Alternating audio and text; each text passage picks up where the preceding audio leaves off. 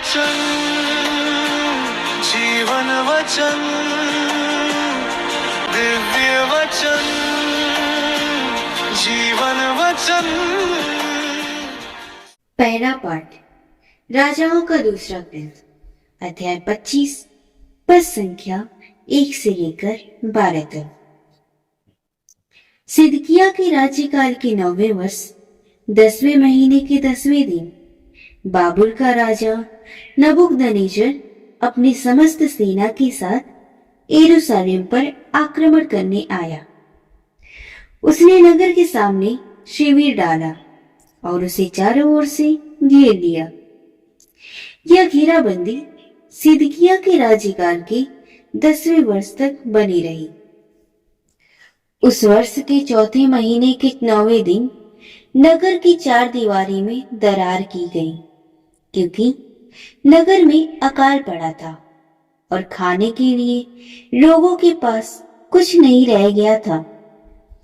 यद्यपि खलदई नगर के चारों ओर पड़े हुए थे, फिर भी सब सैनिक राजकीय उद्यान के पास की 2 दीवारों के बीच वाले फाटक से रात को नगर से बाहर निकले और अराबा की ओर भाग गए।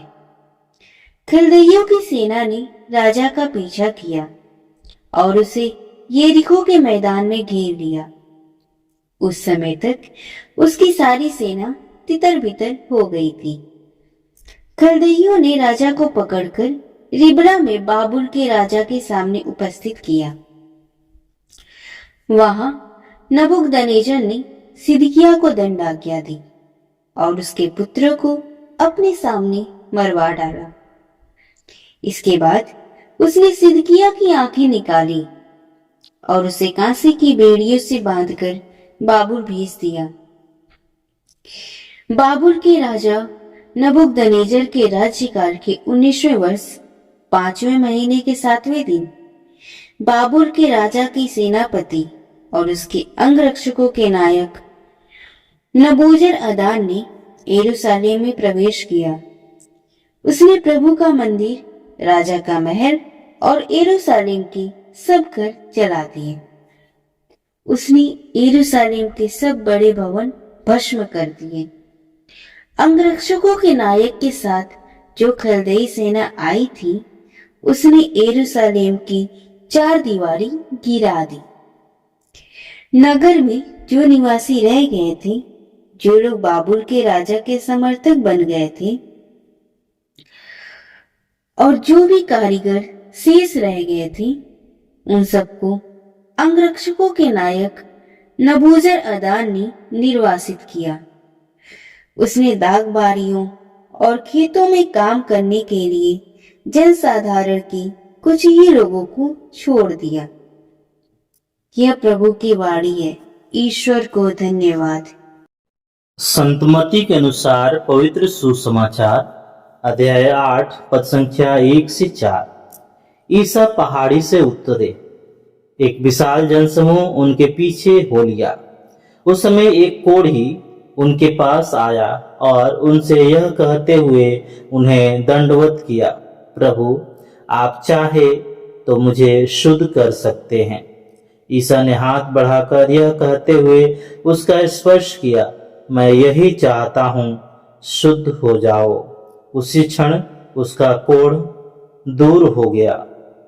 ईसा ने उससे कहा, सावधान, किसी से कुछ न कहो, जाकर अपने को याजकों को दिखाओ और मूसा द्वारा निर्धारित भेंट चढ़ाओ, जिससे तुम्हारा स्वास्थ्य लाभ प्रमाणित हो जाए। प्रभु का सुसमाचार। हे ख्रिस्त, तेरी स्तुति हो। सबको जय यीशु। ख्रिस्त में प्यारे भाई और बहनों, आज के दोनों पाठ हमें मानव इतिहास और विश्वास की एक ऐसी सच्चाई के सामने खड़ा करता है जो सीधे हमारे दैनिक जीवन के निर्णयों से जुड़ी है। आज के वचनों का केंद्र बिंदु यह है कि जब हम ईश्वर की इच्छा और उसकी आवाज को अनसुना करते हैं तो हम खुद को विनाश की ओर ले जाते हैं। लेकिन जब हम अपनी इच्छा को ईश्वर की इच्छा के साथ मिला देते हैं तो असंभव कार्य संभव में बदल जाता है। ईश्वर हमेशा हमारे लिए भलाई, उत्तम स्वास्थ्य और एक अच्छा जीवन चाहते हैं, परंतु प्रश्न यह है कि क्या हम उनकी इस इच्छा के साथ सहमत होने के लिए तैयार हैं? प्यारे भाई और बहनों, इस बात को गहराई से समझने के लिए आइए हम सबसे पहले आज की पहले पाठ को देखें, जो राजाओं के दूसरे ग्रंथ से लिया गया है, जहां हम यरूशलेम के पतन को देखते हैं। यरूशलेम का विनाश और लोगों का बंदी बनाया जाना कोई अचानक होने वाला विनाश नहीं था। यह उस जिद और अहंकार का परिणाम था, जहां राजा और प्रजा ने लगातार ईश्वर की चेतावनियों को अनसुना किया। ईश्वर ने नबियों के माध्यम से बार बार उन्हें सही राह पर लाने की कोशिश की, क्योंकि ईश्वर की इच्छा कभी भी अपने लोगों को नष्ट करने की नहीं थी, बल्कि उन्हें बचाने की, उन्हें जीवन देने की, उन्हें सुरक्षा देने की थी। लेकिन जब इंसानों ने लगातार ईश्वर की इच्छा के खिलाफ जाकर अपनी मनमानी की, तो उसका परिणाम भूखमरी, गुलामी और विनाश के रूप में सामने आया। वो इतिहास हमें चेतावनी देता है कि ईश्वर की इच्छा से दूर भागकर हम कभी भी सुरक्षित नहीं रह सकते। प्यारे भाई और बहनों, लेकिन इंसानों की इतनी गलतियों के बाद भी ईश्वर हमसे दूर नहीं भागते। जब हम आज के सुसमाचार को पढ़ते हैं, जो संत मत्ती के सुसमाचार से लिया गया है, तो हम देखते हैं कि इंसान की अपनी मर्जी पर चलने के बावजूद भी ईश्वर मनुष्यों को छोड़ने के लिए तैयार नहीं है। प्रभु यीशु मसीह के रूप में ईश्वर स्वयं धरती पर उतरते हैं, और उनका एकमात्र उद्देश्य यह था कि मनुष्य अपनी हर बीमारी, लाचारी और पाप से मुक्त हो जाए। ईश्वर की इच्छा यह है कि कोई भी मनुष्य पीड़ा में न जिए। सुसमाचार में प्रभु यीशु के सामने एक कुष्ठ रोगी आता है। यह बीमार व्यक्ति समाज द्वारा त्यागा हुआ था, उसे समाज से अलग रखा जाता था, लेकिन उसके भीतर एक ऐसी इच्छा थी कि वह फिर से ठीक हो जाए, एक अच्छा जीवन जिए और ईश्वर की इच्छा के अनुसार शुद्ध हो जाए। यहाँ पर एक बहुत ही अद्भुत चमत्कार होता है। वह बीमार व्यक्ति यीशु के सामने आकर कहता है, प्रभु यदि आप चाहे तो मुझे शुद्ध कर सकते हैं। यहाँ वह व्यक्ति अपनी इच्छा को पूरी तरह से ईश्वर की इच्छा पर सौंप देता है। और जानते हैं यीशु क्या उत्तर होता है? यीशु बिना किसी देर के पूरे अधिकार और कल्याण के साथ कहते हैं, मैं चाहता हूं तुम शुद्ध हो जाओ। जरा ध्यान दीजिए, बीमार व्यक्ति भी चंगा होना चाहता था, और यीशु भी यही चाहते थे कि वह व्यक्ति पूरी तरह स्वस्थ और भला हो जाए। जब उस मनुष्य की इच्छा और यीशु की दिव्य इच्छा जब एक साथ मिल जाती है, तो चमत्कार उत्पन्न होता है और कुष्ठ रोग तुरंत गायब हो जाता है। प्यारे भाई और बहनों, यह घटना हमें एक बहुत बड़ी आशा और दिलासा देती है कि हमारा ईश्वर कोई क्रूर शासक नहीं है जो हमें दुखों में देखना चाहता है। सुसमाचार हमें साफ साफ बताता है कि यीशु हमेशा हमारे पक्ष में है।